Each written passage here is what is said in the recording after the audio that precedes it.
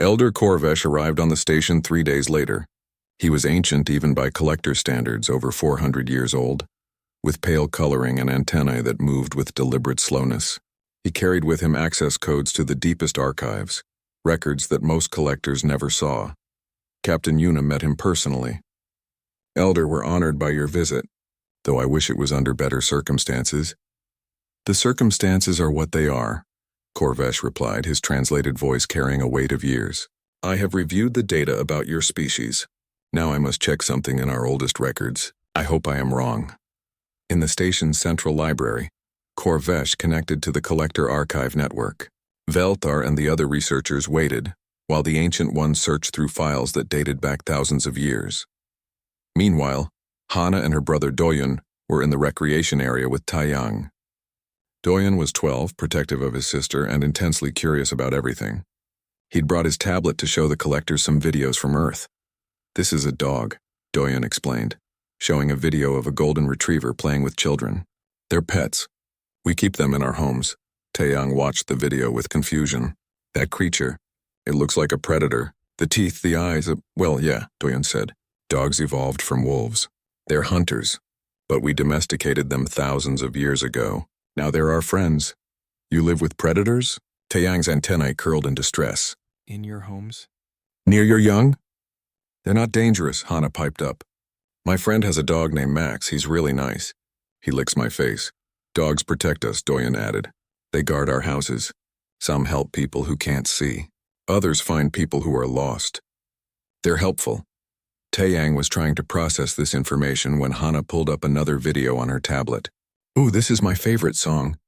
"Want to hear?" Before he could answer, cheerful music filled the room.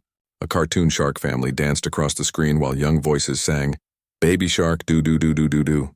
It's about sharks," Hana said happily, bouncing to the music. "They're fish with big teeth. This one's the baby shark, and that's the mama shark." Taeyang watched in horror as human children sang cheerfully about a family of aquatic apex predators. The sharks in the video had rows of sharp teeth and were drawn in bright, friendly colors. The human children in the video were dancing and laughing. "You teach your young to sing about predators?" he asked weakly. "It's just a fun song," Doyun said with a shrug. "Kids like it." In the archive room, Corvesh had found what he was looking for. The old files were marked with warning symbols and encrypted with codes that required elder-level access. Velthar watched as the ancient records opened on screen. "I was there when these files were sealed," Corvesh said quietly. 50,000 years ago.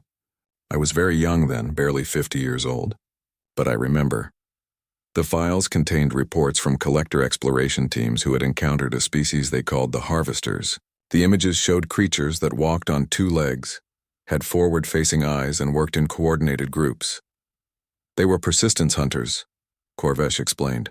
They would chase prey for days across their planet's plains. Nothing could escape them. They weren't fast, but they never stopped. Their prey would run until their hearts gave out. Velthar read the reports with growing dread. The similarities to humans were striking. The Harvesters had the same basic body plan, the same hunting strategies, the same pack coordination. "What happened to them?" he asked. "They spread across 3 star systems," Corvesh said. "Everywhere they went, other species fled or were consumed. They were efficient, relentless, and they were not sapient. They couldn't be reasoned with, couldn't be stopped with words, so the galaxy stopped them with force. The records showed a galactic coalition forming, dozens of prey species working together for the first time, united by fear and survival instinct. The war lasted 200 years and cost millions of lives. We exterminated them," Corvesh said simply. "Every last one. It was the only species the collectors ever helped to destroy. We regretted it then and we regret it still, but we had no choice." "Humans aren't the Harvesters," Velthar protested. "They're intelligent. They have art and science and morality." "That's what frightens me," Corvesh replied. "The Harvesters were dangerous because they were simple. Humans are dangerous because they are complex. They have all the same predatory abilities, but they also have strategic thinking and technology. They could be far more dangerous than the Harvesters ever were." More files appeared on screen. Corvesh pulled up records from across the galaxy's history. "This is the pattern we've seen for 100,000 years. Sapient species evolved from prey animals, herbivores who learned to use tools and cooperate. Predators rarely become sapient because they're too territorial, too aggressive. Humans broke that rule, Velthar said. Yes, they're predators who learn to cooperate. Pack hunters who developed technology. That's not supposed to happen. Corvesh's antennae drooped. I've spent 400 years studying galactic history.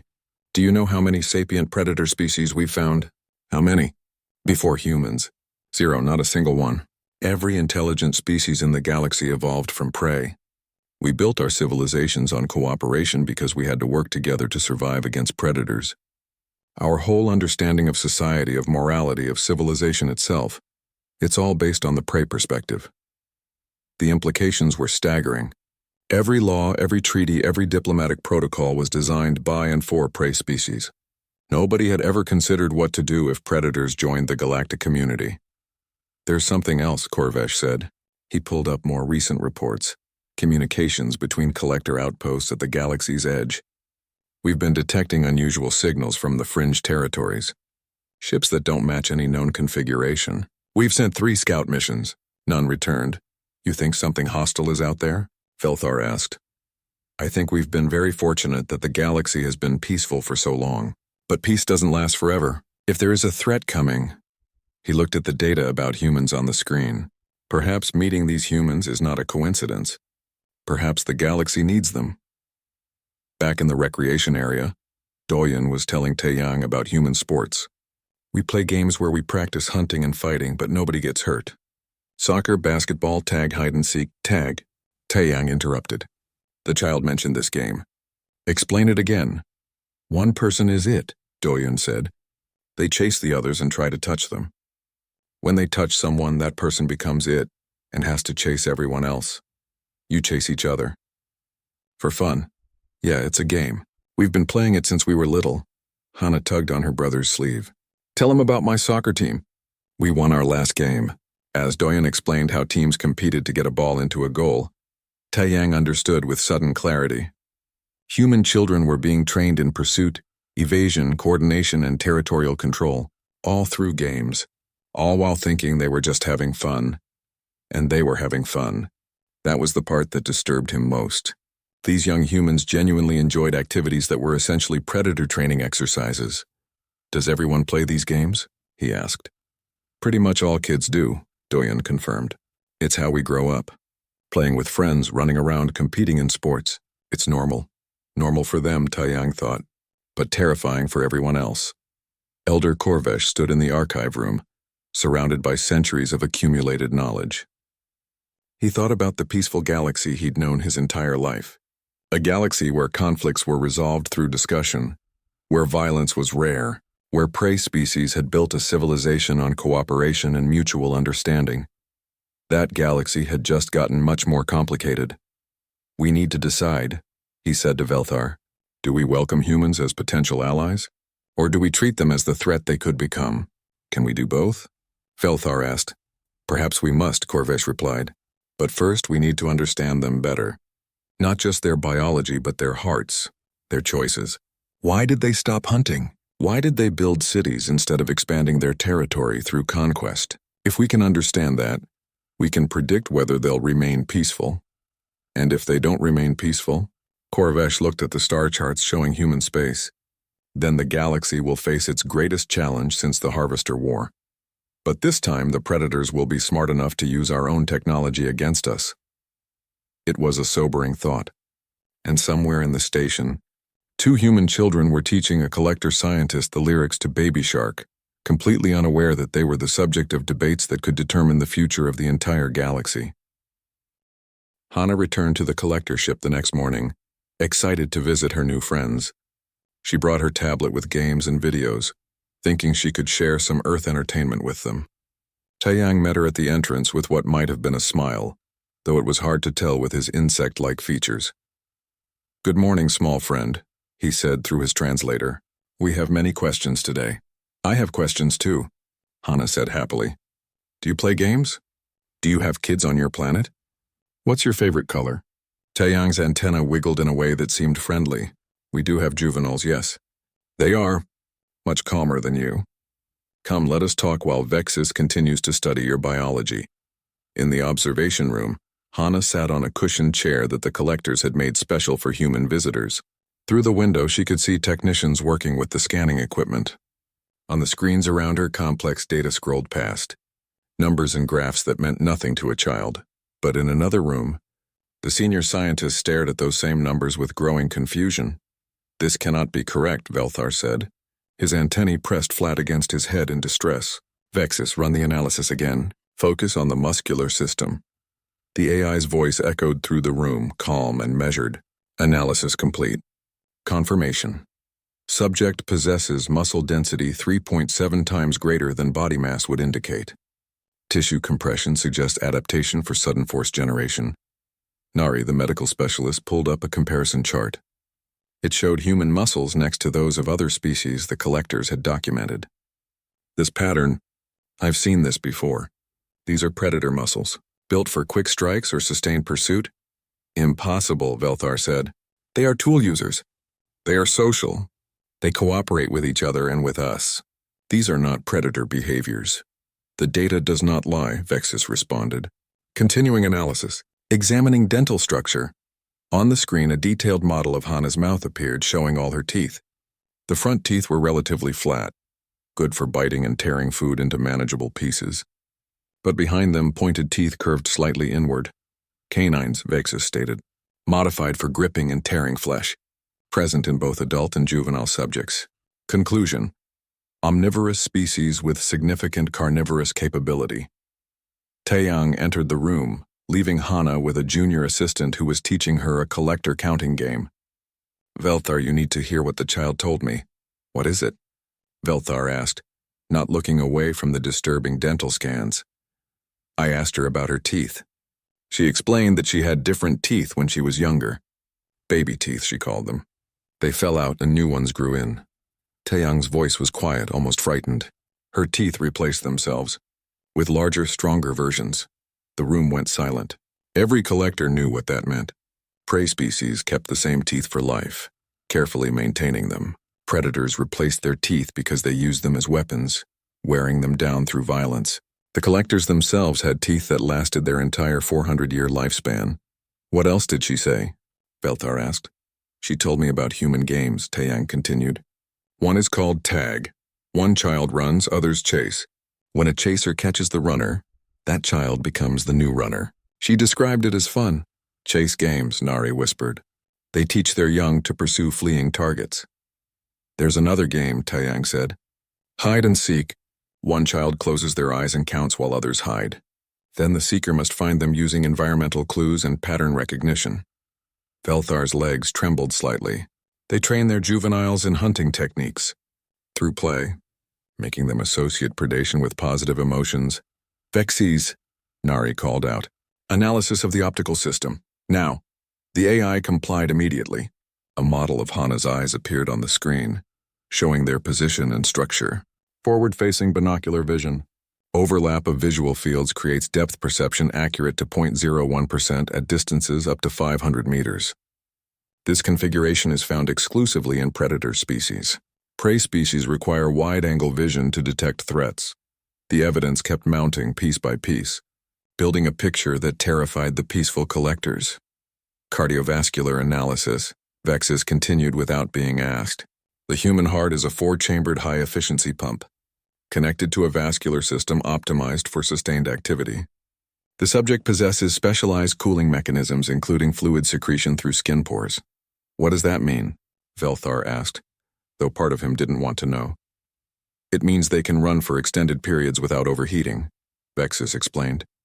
Cross-referencing with archived data, this matches the profile of persistence hunters, species that chase prey not through speed but through stamina, following them until the prey collapses from exhaustion. Nari brought up a video file from Earth's scientific database. It showed humans running across a desert landscape following animal tracks. The hunters ran for hours under the hot sun, never stopping, while the animal they pursued grew slower and slower until it could run no more. "The Great Hunt," the video's narrator explained. "For thousands of years, humans used persistence hunting. They would track an animal and chase it for 6 to 8 hours in the heat of day. The animal would run until its body failed, while the human's unique cooling system allowed continuous pursuit. The collectors watched in horror.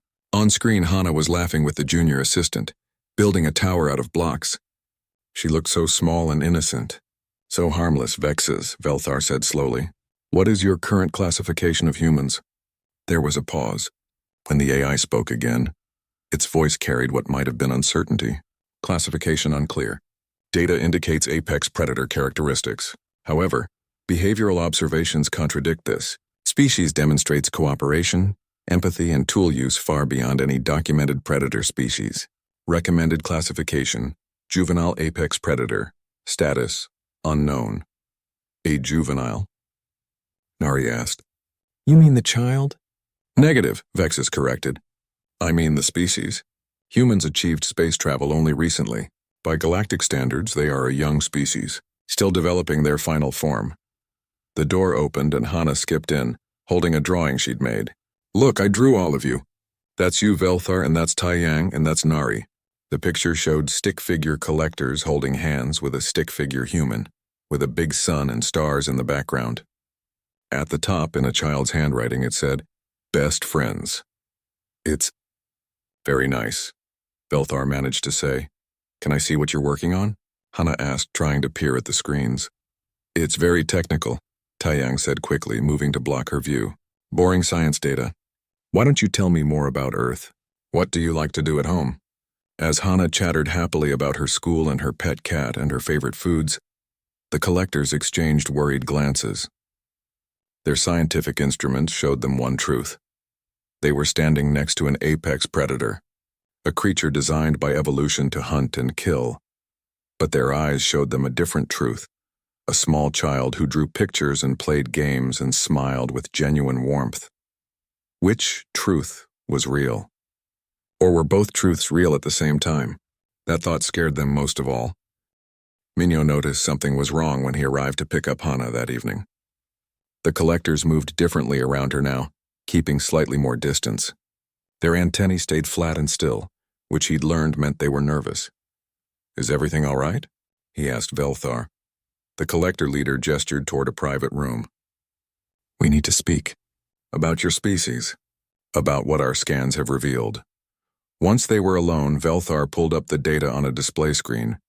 Your daughter is healthy and wonderful, he began carefully. But the biological analysis has shown us things we don't fully understand. Things that concern us. Minho looked at the charts and graphs. As a xenobiologist, he could read some of it, though the collector notation was still new to him. What concerns you? Everything, Velthar said simply. Vexus show him the summary. The AI began its report clinical and precise. It detailed human muscle structure, dental patterns, vision systems, and cardiovascular efficiency. With each point, Minho understood more clearly what had frightened his new friends. You think we're predators, he said quietly. Are you not? Velthar asked. Every biological marker indicates we were, Minho interrupted. Our ancestors were hunters, yes. We evolved that way, but we're not like that anymore. We've built civilizations, made laws, created art and music. We don't hunt people. But you still hunt animals, Velthar said. The child told us. You eat other living creatures. Some of us do, yes, but many humans choose not to. We have that choice now. Minho sat down, trying to find the right words. Look, I understand this is strange for you, but humans are complicated. We're not just one thing. Velthar's antennae twitched. Our scans show you can run for days without stopping. That you track prey through exhaustion. Is this true? It was true thousands of years ago, Minho admitted. Some humans can still do it, yes. We call them marathon runners now, and they do it for sport, not survival. We've redirected those instincts. Before Velthar could respond, alarms began flashing on the display. Vexus had completed a deeper analysis, and the results were being flagged as critical. Suji, the collector security chief, burst into the room. She was larger than most collectors, with darker coloring and more pronounced features. We have a situation. Vexus found something in Earth's historical databases. She pulled up video files on the main screen. Minho felt his heart sink as he recognized them. Battle footage, hunting videos, documentaries about human warfare throughout history. This is your species, Suji said, her voice sharp with controlled fear. This is what you're capable of. The videos showed human soldiers moving through forests, coordinating attacks with hand signals, hunters tracking animals across plains, athletic competitions where humans threw spears hundreds of meters with deadly accuracy. This throwing ability, Vexus stated, unique among Earth species. Humans can launch projectiles with precision at high velocities. The shoulder joint is specifically evolved for this purpose. No other species in our database has this capability. Minho watched footage of Olympic javelin throwers. What looked like an impressive sport to humans must look like a terrifying weapon demonstration to prey species. We're good at throwing things, he admitted. But we use that for sports now, not fighting. Can you still fight? Suji demanded. If you needed to? The honest answer was yes. Minho knew it and his silence confirmed it. Vexus, Velthar said wearily. Continue the analysis.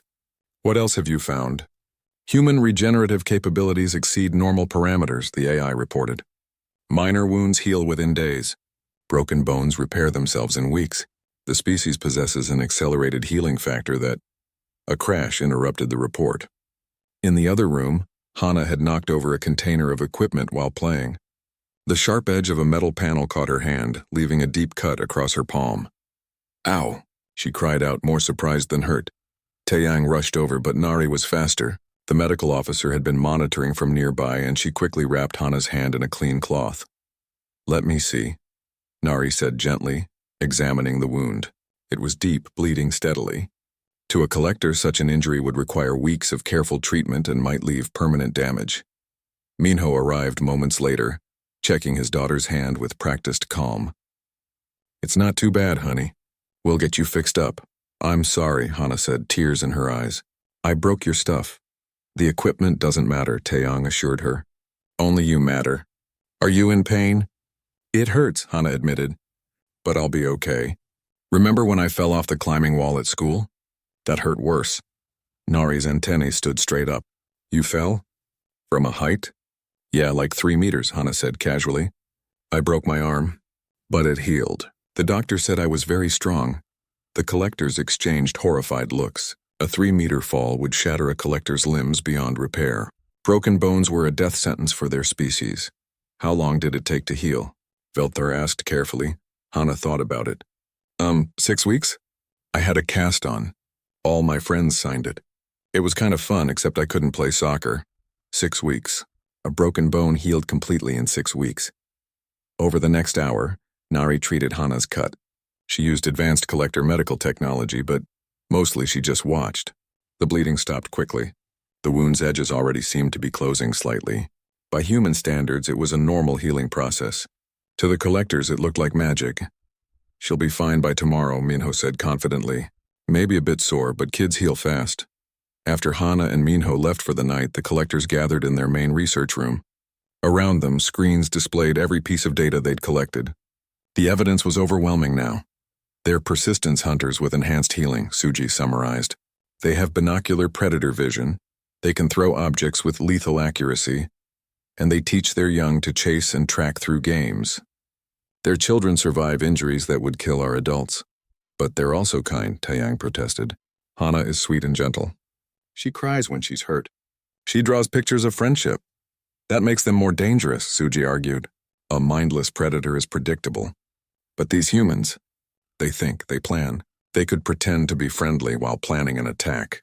Do you really believe that? Nari asked. Have any of them shown aggression? Not yet, Suji said darkly. Vexes, Velthar called out. Final analysis. What are humans? The AI processed for a long moment. Humans are an evolutionary paradox. They possess all biological markers of apex predators. Forward-facing eyes, enhanced stamina, throwing capability, rapid healing, and pack-hunting behaviors. However, they also demonstrate traits never before seen in predator species. Advanced empathy, complex morality, artistic expression, and voluntary suppression of predatory instincts. In simple terms? Velthar asked. They are predators who chose to stop hunting, but they retain the ability to hunt if needed. They are perhaps the most dangerous species in the galaxy, precisely because they choose not to be dangerous. The room fell silent. Outside the window, Earth hung in space, beautiful and blue. Somewhere on that planet were billions more humans, billions more apex predators who had built cities instead of hunting grounds, who wrote poetry and painted pictures and cared for their young with tender devotion. What do we do? Taeyang asked quietly. We learn more, Velthar decided, but carefully, very carefully. On a nearby screen, a medical monitor tracked Hana's healing process remotely. The cut on her hand was already beginning to close. By morning, it would be a faint red line. By the end of the week, there would be no sign it ever happened. The collectors watched the accelerated healing with a mixture of scientific fascination and primal fear. They were seeing evolution's masterpiece, a predator so successful it had transcended predation, yet kept all its weapons ready just in case. Tomorrow they would dive deeper into human history. They would learn about wars and peace treaties, about violence and art, about destruction and creation. They would try to understand how one species could be so many contradictory things at once. But tonight, they could only wonder. Had they made first contact with friends or with something far more complicated? The research vessel hung in space like a silver seed pod, its surface covered in patterns that looked like insect wings. Inside the ship, Hana pressed her face against the observation window and stared at the blue planet below. Earth looked so small from up here, like a marble she could hold in her hand. Can I really go meet them, Papa? She asked, turning to look at her father. Minho smiled and knelt down beside his daughter. His work uniform had the diplomatic mission patch on the shoulder, a symbol showing two hands reaching toward each other across stars. Yes, the collectors want to meet humans of all ages. They're very excited to learn about us. Hana bounced on her toes. She was 8 years old, and this was the most exciting thing that had ever happened to her. Real aliens. When her father said he was going on a mission to meet another species, she had begged to come along. Her mother agreed only because the aliens seemed so peaceful and friendly. The collectors looked like walking stick insects, but bigger and with more grace. They had 4 arms, long antennae, and large eyes that reflected light like mirrors. Their leader, Velthar, moved slowly and carefully, always making sure not to startle the humans. When he spoke, a device on his chest translated his clicking sounds into words everyone could understand. We are deeply honored by this meeting, Velthar said to Captain Yuna, who led the human diplomatic team. In all our travels across the galaxy, we have never met a species quite like yours. You are most fascinating, Yuna smiled. She was a calm woman with short hair and steady eyes. We're honored too. Humanity has wondered for so long if we were alone in the universe. Now we know we're not. The meeting room was designed to make both species comfortable. The collectors brought plants from their world, tall ferns that smelled like mint. The humans brought comfortable chairs and a table with tea and cookies. Hana thought it looked like a strange tea party, the kind from storybooks. Velthar explained that his people traveled the galaxy collecting information about different life forms. They had vast archives filled with data about millions of species. They studied everything: plants, animals, bacteria, and intelligent beings like themselves and humans. Their whole culture was built around learning and preserving knowledge. We would like to understand human biology better, Velthar said. With your permission, we would scan some of your people. The process is painless and quick. We only wish to learn, Minho nodded. Several of us have volunteered. I'll go first if you'd like. But Hana stepped forward, raising her hand like she did in school. Can I go, please? I want to help. The collectors made soft clicking sounds that the translator didn't pick up. They seemed to find the small human amusing. Velthar tilted his head, studying Hana with his large eyes. A juvenile human, he said gently. You are very brave, small one. Are you certain? I'm not scared, Hana said proudly. I want to see your science room. Yuna looked at Minho, who shrugged with a small smile.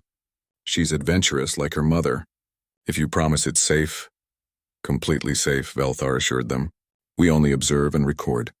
Think of it like a very advanced camera that can see inside the body. We have scanned thousands of young creatures from many worlds. They often enjoy watching the displays. So it was decided. Hana followed Velthar and 2 other collector scientists through the corridors of their ship. Everything was smooth and curved, with soft lighting that changed colors slowly. The air smelled different here, like grass after rain. Her father walked beside her, holding her hand. They entered a large circular room with a platform in the center. Above the platform, dozens of devices hung from the ceiling, each one covered in lights and lenses. Screens lined the walls, ready to display information. Just stand here, said Taeyang, one of the collector scientists. He seemed younger than Velthar, his colors brighter. The machine will do all the work. You won't feel anything. Hana stood on the platform. The devices above her hummed softly and began to glow. Lights passed over her body, blue and green and gold. She giggled. It tickled a little, like static electricity. On the screens around the room, images appeared. Hana could see her skeleton, her organs, even the blood moving through her veins. It looked like something from a science video at school. Remarkable, Taeyang said, his antennae twitching as he studied the displays. The skeletal structure is quite dense. And the muscular system, very compact. Another scientist, an older collector named Nari according to her name badge, moved closer to one screen. The dental structure is interesting. These small teeth at the front. But look at these pointed ones on the sides. Hana heard them talking but didn't understand most of the science words. She was too busy watching her own heartbeat on one of the screens. It looked like a fist opening and closing, pushing blood everywhere it needed to go. "What do you eat, young one?" Velthar asked her. Lots of things," Hana said. "Rice, vegetables, fish, chicken, fruit, noodles. Whatever Mom makes for dinner. Oh, and ice cream. I really like ice cream." The collectors exchanged glances. Their antennae moved in ways that seemed to communicate something. "You eat other creatures?" Taeyang asked carefully. "Well, yeah," Hana said like it was obvious. "Doesn't everyone?" "What do you eat?" "We consume plants," Velthar explained. "Leaves, fruits, seeds? We do not eat other living beings." "Oh," Hana said. "That's nice too. My friend Bora from school doesn't eat meat either. She says she feels bad for the animals." The scanning continued for another hour. The collectors took measurements of everything. Her eyes, her ears, her fingers and toes. They were especially interested in her hands, how she could grab things with her thumbs. They asked her to throw a ball and catch it, amazed at how accurate she was. Hana didn't mind. It felt like a game. She answered their questions and showed them how humans could do different things. She could run in place, jump, stand on one foot. The collectors watched everything with intense focus. When the scanning was finally done, Taeyang gave Hana a small crystal as a gift. It changed colors when she held it, responding to the warmth of her hand. "Thank you for helping us learn," he said kindly. "You're welcome," Hana said. "Can I come back tomorrow?" This was fun. As Minho led his daughter back to the human section of the station, the collectors remained in the scanning room. They stood in silence, looking at the data on the screens. Something about the readings troubled them, but they couldn't quite understand what. The numbers didn't match what they expected from a peaceful, cooperative species. Velthar's antennae twitched nervously. "Begin the deep analysis," he ordered. "I want to understand what we're seeing. Something about this species. Something is different." The AI system called Vexus began its work, processing thousands of data points. In the corner of one screen, a warning appeared for just a moment before being dismissed as an error. "Caution, predator markers detected." But the collectors didn't see it. They were too focused on how friendly and kind the humans seemed to be. Surely there was some mistake in the readings. Surely these gentle beings couldn't be what the preliminary data suggested. They would spend the rest of the night discovering how wrong they were. The meeting was called for the following morning. Captain Yuna, Minho, and the other human diplomats gathered in the main conference room. They could feel the tension immediately. The collectors sat on the opposite side of the table, their antennae rigid and still. Elder Corvesh spoke first. "We have completed our analysis of your species. We have also reviewed your history through your public databases. We need to discuss what we've learned." Yuna nodded calmly, though inside she was worried. "We're listening." "You are apex predators," Corvesh said directly. "Everything about your biology confirms this. Your eyes, your muscles, your stamina, your healing ability. You evolved to hunt and kill." "That's true," Yuna admitted. "Our ancient ancestors were hunters. But we've changed. We've grown beyond that, have you?" Suji challenged. "Your species still wages war. We found records of conflicts happening even now on your planet. Humans killing other humans." Minho leaned forward. "Yes, we still have conflicts. We're not perfect, but we're working on it. Every generation we get a little better, a little more peaceful. How can we trust that?" Velthar asked, and his voice carried genuine pain. "How can we trust beings who are designed to hunt? Who teach their children to chase and track through play? Who keep other predators as companions in their homes?" The silence that followed was heavy. Minji, the cultural liaison, finally spoke. "Because we choose to be trustworthy. Every day, billions of humans wake up and choose not to hurt others. We choose cooperation over violence. We choose peace over conquest. Choice, Corvesh repeated thoughtfully. That's what troubles us most. If you choose peace, you can also choose war. Everyone can choose war, Yuna pointed out. Even prey species can be violent when threatened. The difference is that we're aware of our nature. We know what we're capable of, so we actively work against those instincts. Taeyang had been silent until now. The child, he said suddenly. Hana, she should hear this conversation. Absolutely not, Minho protested. She's 8 years old. This is too complicated, too frightening. She's part of this, Taeyang insisted. She's the one we studied, and I want to understand her. Not as a biological specimen, but as a person. After some debate, they agreed. Hana was brought to the meeting room, confused about why all the adults looked so serious. She sat between her father and brother, sensing the strange mood. Am I in trouble? She asked quietly. No, honey, Minho assured her. The collectors just want to talk to us. Velthar addressed the child directly. Hana, we need to ask you some questions about how humans think and feel. Is that okay? She nodded, still uncertain. When you play chase games with your friends, Velthar began carefully. Do you think about hunting? Hana looked confused. Hunting? No, I just think about running and laughing. It's fun, but you chase others. Try to catch them. Well, yeah, that's the game. But nobody gets hurt. It's just pretend, Taeyang spoke next. What about when you're angry? Have you ever wanted to hurt someone? Hana thought about it. Sometimes I get mad at Doyen when he teases me, and sometimes kids at school are mean, but I don't hurt them. That would be wrong. Why would it be wrong? Corvesh asked, his ancient eyes studying her carefully. Because hurting people is bad, Hana said like it was obvious. My parents taught me that. And my teachers, you're supposed to be kind and help others, not hurt them. Even when you're angry? Especially when you're angry, Hana said firmly. That's when you need to be most careful. Mom says when you're upset, you should take deep breaths and count to 10. The collectors exchanged glances. This small predator was being taught emotional control from an early age, being conditioned to suppress aggressive impulses. What if someone hurt your brother? Suji asked. What would you do? Hana's expression changed. Something harder appeared in her young eyes. I'd protect him. I'd make them stop. How?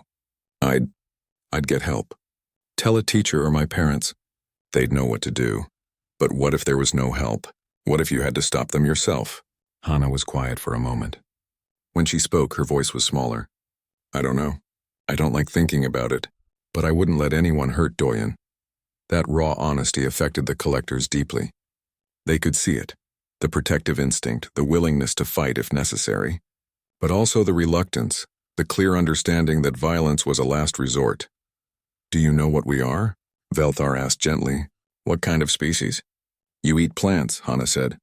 You're nice and you like learning about things. We're prey, Velthar said. On our world, we evolved running from creatures that wanted to eat us. We survived by hiding, by cooperating, by being careful. When we look at you, our instincts tell us to run. Hana's eyes went wide. You're scared of me? Yes, Taeyang admitted. We are frightened. Because you are what we evolved to fear. Tears welled up in Hana's eyes. But I'm not scary. I'm just me. I don't want you to be scared. We know you don't mean to frighten us, Taeyang said softly. That's what makes this difficult. You're kind and friendly, but your biology, I can't help how I'm made. Hana interrupted, and now she was crying. I didn't choose to be human. I just want to be friends. The sight of the child's tears did something to the collectors. Predators didn't cry from emotional pain. Predators didn't feel guilty about scaring others. But this small human was genuinely distressed that she'd frightened her friends. Taeyang stood up and, despite Suji's warning gesture, walked around the table to Hana. He knelt down in front of her, making himself vulnerable in a way that went against every survival instinct he had. I'm sorry, he said. You're right. You didn't choose how you were made. Neither did we. But maybe we can choose how we respond to each other. Hana wiped her eyes. You're really my friend? I would like to be, Taeyang said. If you'll be patient with me while I learn to be brave. Slowly, carefully, Hana reached out and took Taeyang's hand. His fingers were longer than hers, more delicate, with a texture like smooth wood. She held his hand gently, aware somehow that she needed to be careful. "I'll be patient," she promised. Minho watched this exchange and understood something important. His daughter was demonstrating the core of human nature, not the predator side or the peaceful side, but the choice between them.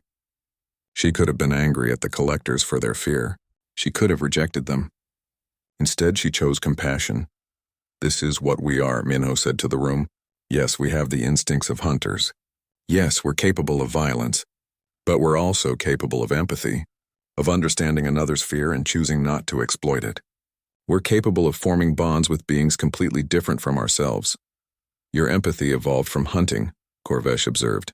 "To hunt successfully, you needed to understand how prey thinks, to predict their movements." "Maybe," Yuna agreed. "But we've taken that ability and expanded it. We use it to understand all minds, not just prey. We use it to build friendships, to create art, to love. We took a predator's tool and turned it into something more." Nari had been monitoring Hana's vital signs throughout the conversation. "Her stress levels are elevated," she reported. "But not from aggression, from emotional distress. She's genuinely upset that we're frightened of her."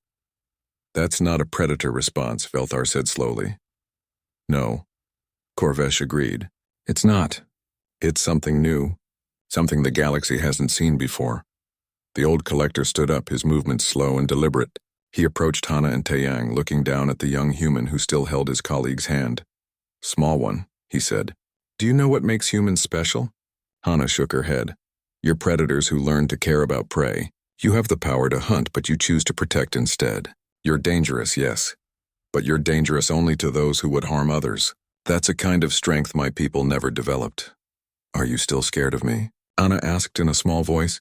"A little," Corvesh admitted. "But I'm also hopeful. Because if predators and prey can be friends, perhaps the galaxy can achieve things we never imagined possible." Hana smiled through her tears. "I'd like that." As the meeting continued, the tone shifted. Fear remained, but it was no longer the dominant emotion. Understanding began to grow, along with cautious optimism. The collectors were starting to see humans not as monsters wearing friendly masks, but as complex beings struggling to be better than their nature. And perhaps they thought that struggle was what made humans truly sapient.